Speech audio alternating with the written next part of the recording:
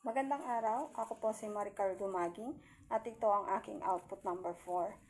Para sa akin, kung papalitan ang titulo ng Noli Me Tangere, dahil sa ito ay isang libro tungkol sa pang-aapi ng Espanya at ng simbahan sa mga Pilipino. Para sa akin, pwede itong gawing title na ang pagkamulat or landas ng pagkamulat ng mga Pilipino, o kaya pwede itong salin sa Espanya, salitang Espanya ng El Camino del Despertar. No?